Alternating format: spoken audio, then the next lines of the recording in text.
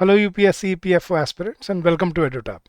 So guys I hope आपकी preparations अच्छी जा रही होंगी और इसी सीरीज में हम आपको डेली आपके लिए प्रैक्टिस क्वेश्चंस लेके आते हैं ताकि आप अपना रिवीजन और अपना खुद की प्रैक्टिस को और डेवलप कर पाएं अपने साथ साथ प्रोग्रेस के। तो गाइज आज जो हम टॉपिक्स डिस्कस करने वाले हैं प्रैक्टिस क्वेश्चंस के साथ वो हैं फ्रेजल वर्ब्स एंड प्रपोजिशंस। वो इंटीग्रल टॉपिक्स हैं गाइज आपके एग्जाम के और आपके एग्जाम में पूछे भी जाते हैं। आई होप यू नो कि आपकी बार एपीएफसी का और ईओए का एग्जाम कॉमन होने वाला है, तो आपकी बार they can ask you phrasal verbs and complex prepositions as well. तो आज उन्हीं को कुछ प्रैक्टिस करेंगे और देखेंगे इनमें क्या हमारे सॉल्यूशन बनते हैं। तो गाइज जल्दी से वीडियो को लाइक कर लीजिए और सब्सक्राइब कर लीजिए। और गाइज अगर आप एक वन स्टॉप सॉल्यूशन ढूंढ रहे हैं अपने एग्जाम्स के लिए, so I will inform you about our courses जिसमें आपको हर चीज़ अवेलेबल मिलेगी अपने एपीएफसी और ईओएओ एग्जाम के लिए। गाइज उस कोर्स का लिंक इस वीडियो के डिस्क्रिप्शन में भी दिया हुआ है, but let me just take 30 seconds to tell you how easily you can enrol yourself into this course. आपको बस करना क्या है गाइज, आपको अपने ब्राउज़र पे जाना है और आपको ब्राउज़र पे जाके आपको टाइप करना है एडुटैप हमारा नाम और डॉट इन, सिर्फ एडुटैप डॉट इन सर्च करना है। आप सीधे हमारे लैंडिंग पेज पे आ जाएंगे and you will see different tabs of different courses available to you.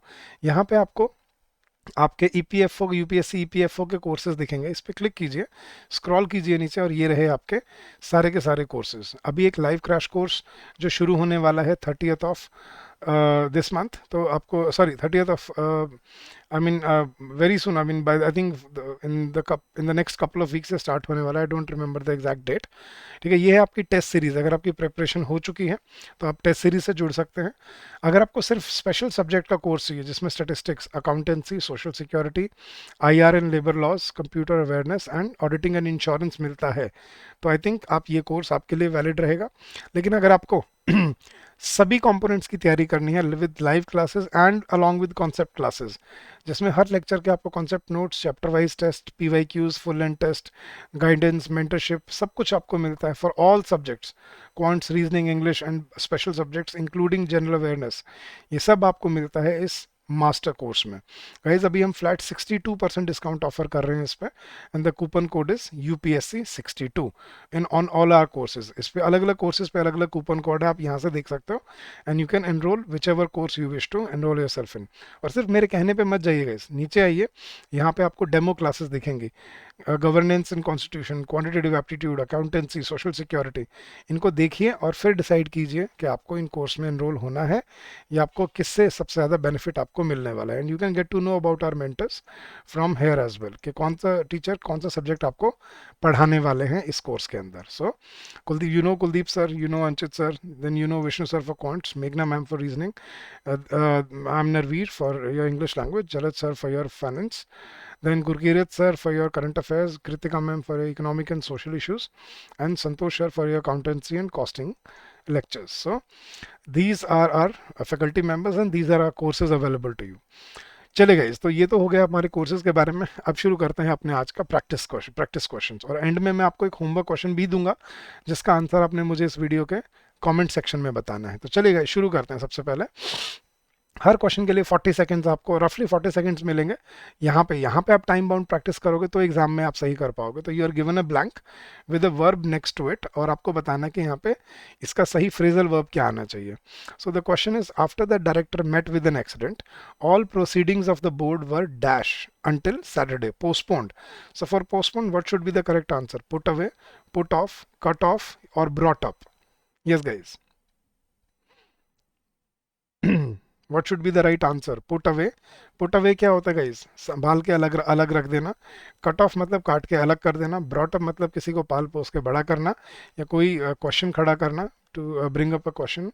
लेकिन पुट ऑफ का मतलब होता है आपका टू पोस्टपोन समथिंग। सो ये याद रखना guys, to put off means call off होता है गेम कैंसिल कर देना, call off is to cancel but put off is to postpone. So correct answer is option number B, put of.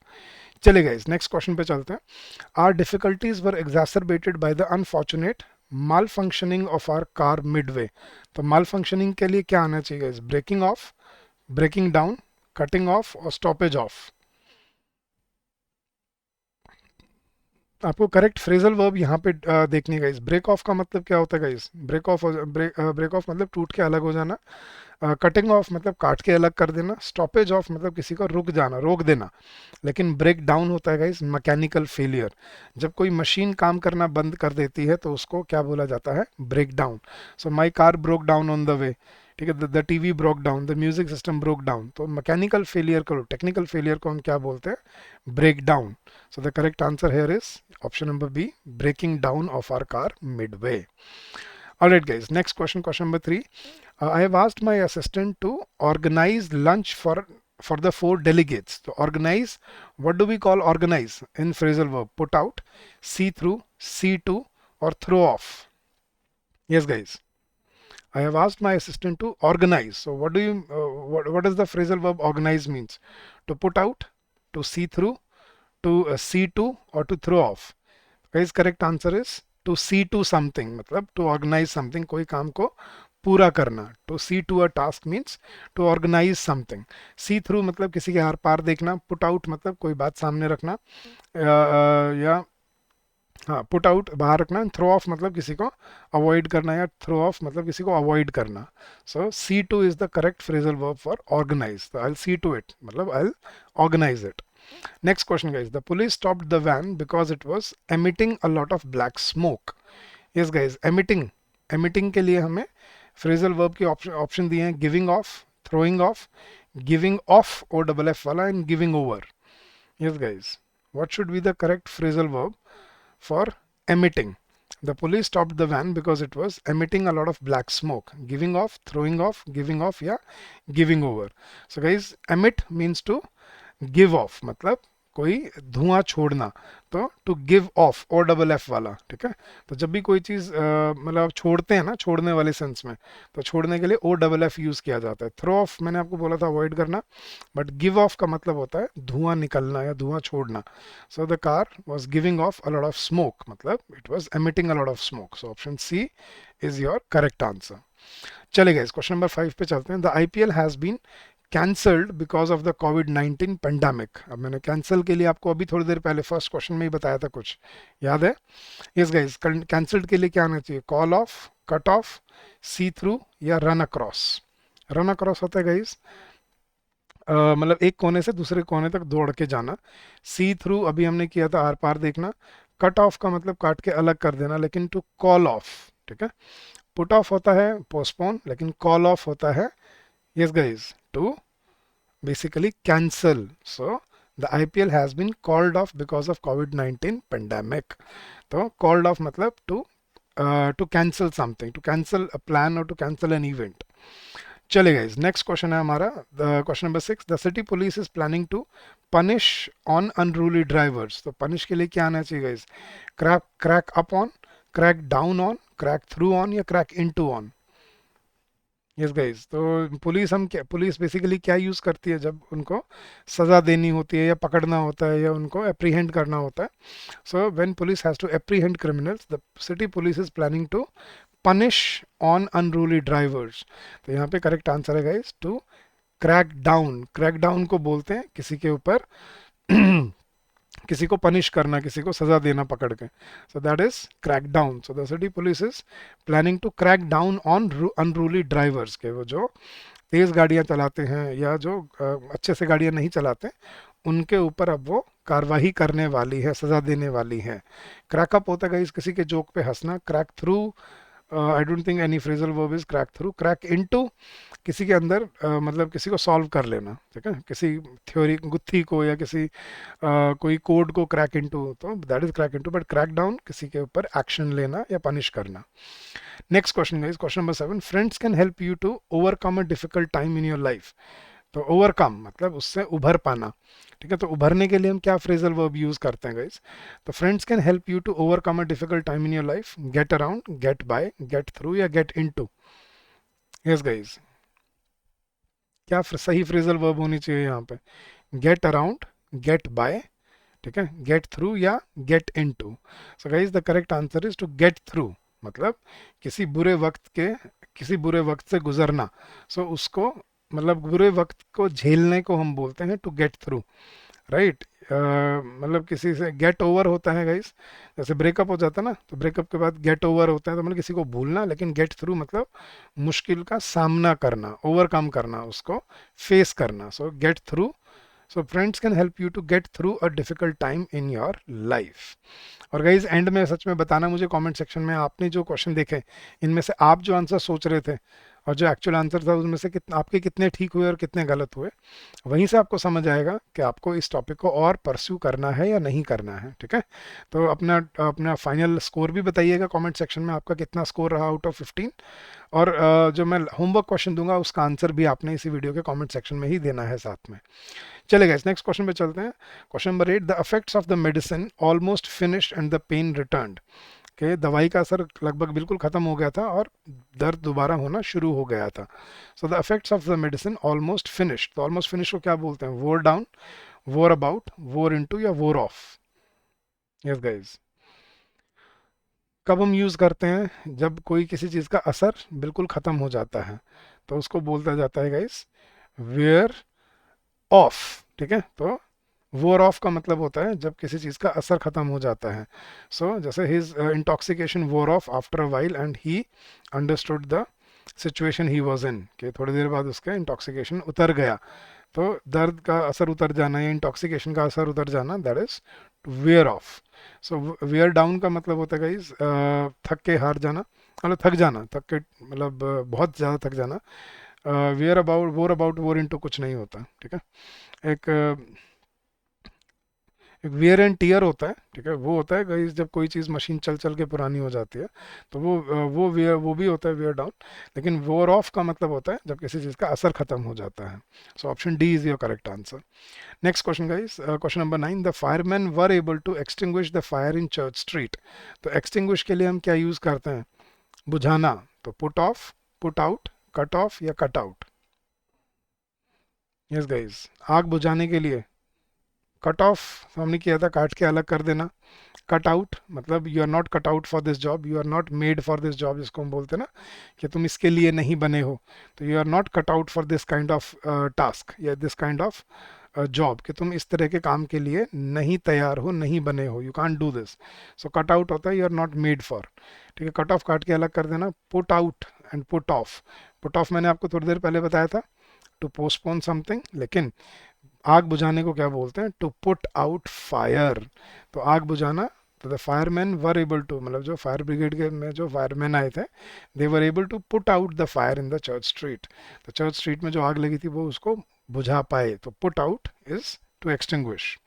Question number 10, they decided to move towards the east because the weather was much better there. कि move towards के किसी दिशा में या कहीं पे जाने की movement को कैसे बताते हैं हम? So they decided to move towards the east. Take off, head for, head in या head up. Yes guys, take off, अब देखो किसी दिशा में या कहीं जाने के लिए हम क्या बोलते हैं? They decided to move towards the east because the weather there was much better. Head for होता है गाइस, सॉरी, टेक ऑफ होता है कहीं के लिए निकल जाना। ही टुक ऑफ 10 मिनट्स अगो, वो भी 10 मिनट पहले निकला है। ठीक है, he took off from home या he took off from from his office, के वो निकल गया। हेड इन मतलब किसी दिशा में, सॉरी, हेड इन मतलब किसी के साथ उलझना। हेड अप या हेड्स अप होता है मतलब किसी को चेतावनी देना है। लेकिन हेड फॉर होता है किसी दिशा में या कहीं पे जाने की मूवमेंट को बताना। So the correct answer is option number B, they decided to head for the east because the weather was much better there. So to move towards a direction means to head for a direction. ठीक है, I'm heading for work, मैं काम पे जा रहा हूँ। I'm heading for home मतलब मैं घर को जा रहा हूँ, तो head for a destination। चलिए गाइस, ये तो थे आपके फ्रेजल वर्ब। अब करते हैं कुछ अपने प्रेपोजिशन के क्वेश्चंस। ठीक है, तो guys, I looked this word dash in the dictionary but I still don't understand it. कि हालांकि मैंने वर्ड डिक्शनरी में देखा लेकिन मुझे अभी भी इसका मतलब समझ नहीं आ रहा। तो I looked this word from, I looked this word on, I looked this word up या I looked this word over. What is the right complex preposition to be used here? ऐसे ये भी आते हैं गाइस, ये दिखने में similar से लगते हैं आपके फ्रेजल वर्ब जैसे ही, लेकिन ये होते कॉम्प्लेक्स प्रेपोजिशन है। सो लुक फ्रॉम क्या होता है? कहीं से देखना। लुक ऑन, ठीक है, किसी को ऊपर से देखना। लुक अप, ऊपर की तरफ देखना, या लुक ओवर। ठीक है, तो आई लुक्ड अब लुक अप, सॉरी लुक ऊपर की तरफ देखना, और लुक अप ये भी होता है कि किसी चीज़ को ढूंढना। तो look up, I was looking up for something, तो I look this word up in the dictionary, so option C is your correct answer. And look over, दोबारा देखना। तो I look this word up, कि मैंने dictionary में इसको ढूंढा, but I still don't understand it. तो लुक अप फॉर समवन, या I look up to you, तो लुक अप मतलब किसी को देखना या ढूंढना। Next question guys, luckily I made it to the station just dash time to catch the last train. Yes guys, के luckily मैं बस बिल्कुल वक्त पे पहुंचा अपनी आखिरी ट्रेन को पकड़ने के लिए। So luckily I made it to the station just dash time to catch the train. Yes guys, to just in time, just for time, just at time, या जस्ट टू टाइम, या just on time भी हो सकता है। Sir on तो इसने option में ही नहीं दिया। गाइस ऑन टाइम होता है समय पर, समय पर होना मतलब पंक्चुअल होना, जैसे the train is on time. लेकिन अगर आपने ये बोलना है कि मैं बिल्कुल एंड मोमेंट पे पहुंचा हूं, तो I made it to the station just in time, मतलब बिल्कुल समय रहते रहते मैं पहुंचा, ताकि मैं अपनी आखिरी ट्रेन पकड़ पाऊं। तो option A is your correct answer. तो जस्ट इन टाइम का मतलब होता है बिल्कुल वक्त रहते रहते, बिल्कुल खत्म होने वाला है वक्त, बिल्कुल उस वक्त पहुंचना। तो that is in time. Next guys, are you dash or against the president, कि क्या आप प्रेसिडेंट के फेवर में हो या उसके खिलाफ हो। तो are you dash or against the president, तो आर यू इन और अगेंस्ट, आर यू फॉर और अगेंस्ट, आर यू बिहाइंड और अगेंस्ट, या आर यू विद और अगेंस्ट। अब मे बी आप शायद सोच रहे हो कि सर विद आना चाहिए, are you with the president. With नहीं guys, are you for the president, मतलब फॉर किसी के साथ खड़े होना और अगेंस्ट किसी के खिलाफ खड़े होना। So yes, correct answer is option number B, for. So are you in, sorry are you for the president मतलब do you support him, or are you against the president मतलब ये आप उसके खिलाफ हो। तो फॉर होता है किसी के साथ खड़े होना, और अगेंस्ट होता है किसी के खिलाफ खड़े होना। विद होता है फिजिकली किसी के साथ होना, I am standing with my brother, ठीक है। विद होता है साइड में जब कोई है आपके, या बिसाइड। लेकिन फॉर होता है किसी के सपोर्ट में खड़े होना, वोट फॉर बोलते हैं ना, वोट फॉर। तो are you for the president. चले गए next question, the interviewer was perplexed because he kept beating dash the bush. तो he kept beating dash the bush, ये ईडियम भी है एक। तो इंटरव्यूअर बड़ा कंफ्यूज हो गया, परप्लेक्स मतलब कंफ्यूज हो जाना, because he kept beating the Bush. He kept in beating the bush, he kept into beating the bush, he kept beating around the bush, या he kept beating by the bush। तो guys ये जो correct idiom है वो क्या है, to beat around the bush, मतलब इधर उधर की बातें करना, घुमा फिरा के इधर उधर के मतलब फालतू बातें करना, काम की बात ना करना, उसको बोलते हैं to beat around the bush. So the correct answer is option number C, to beat around the bush. तो मतलब इधर उधर की फालतू बातें करना। तो इंटरव्यूअर कंफ्यूज हो गया, क्योंकि वो सीधी बात नहीं कर रहा था, घुमा फिरा के इधर उधर की बातें, टेढ़ी मेढ़ी बातें कर रहा था। And last question for today guys, his extensive reading helped him kill two birds dash the same stone, as he not only improved upon his knowledge of the subject but also his language skills। कि बहुत ज़्यादा पढ़ने से उसने एक पत्थर से दो निशाने लगाए, एक तो उसकी नॉलेज भी इंप्रूव हुई और साथ साथ उसके लैंग्वेज स्किल्स भी इंप्रूव हो गई। ये भी एक ईडियम है, to kill birds, so to kill two birds dash the same stone. तो यहाँ पे क्या बनना चाहिए गाइस, तो he kill two birds by the same stone, with the same stone, from the same stone, या इन द सेम स्टोन। इन तो आई डोंट थिंक के कुछ बनता है। To kill two birds by the same stone, with या from. तो guys to kill two birds with the same stone मतलब एक तीर से दो शिकार करना। तो to kill two birds with the same stone होता है मतलब एक पत्थर से दो निशाने लगाना। तो मतलब एक काम से दो फायदे हो जाना, उसको बोलते हैं to kill two birds with the same stone. To kill two birds with the same stone को बोलते हैं एक तीर से दो निशाने, या एक तीर से दो शिकार। तो ये थे गाइज आपके फ्रेजल वर्ब के और कॉम्प्लेक्स प्रेपोजिशन के आज के क्वेश्चंस। अब ये है गाइज आपका आज का होमवर्क क्वेश्चन। इसमें भी आपको एक प्रेपोजिशन ही बताना है। She shuddered dash the dreadful sight. तो क्या आना चाहिए, she shuddered at, she shuddered on, she shuddered over, या शी शडर्ड अपॉन। ये ए है गाइज। तो शडर्ड के साथ हम क्या यूज करते हैं, एट, ऑन, ओवर या अपॉन। तो देखते हैं गाइज आप कितना अच्छे से जानते हो प्रेपोजिशन को। तो इसका आंसर आपने मुझे इस वीडियो के कमेंट सेक्शन में देना है। लेट्स सी आप इसका सही आंसर जानते भी हो या अभी और तैयारी करना हमें बाकी है। तो चलिए गाइज, ये था आज का आपका प्रैक्टिस क्वेश्चन सेशन, अभ्यास सीरीज आपकी, जिसमें हम आपको डेली एक सेशन लेके आते हैं आपके एग्जाम के प्रैक्टिस के लिए। तो जुड़े रहिएगा, बेल आइकन दबाए रखिएगा ताकि आपको डेली नोटिफिकेशन मिले और आप इन क्वेश्चंस को प्रैक्टिस कर पाओ, कोई टॉपिक मिस ना करो। गाइस, कोई डाउट है, कोई क्वेरी है regarding anything at all, you can always call us on this number during the office hours, which is 8146207241, or you can also drop us an email at hello@edutab.co.in. That's our official email ID. So I wish you all the success in your endeavors ahead. Keep on working hard, keep on giving your best, and I'm sure you will come out with flying colors. So God bless you once again, and happy learning to all of you guys. See you soon.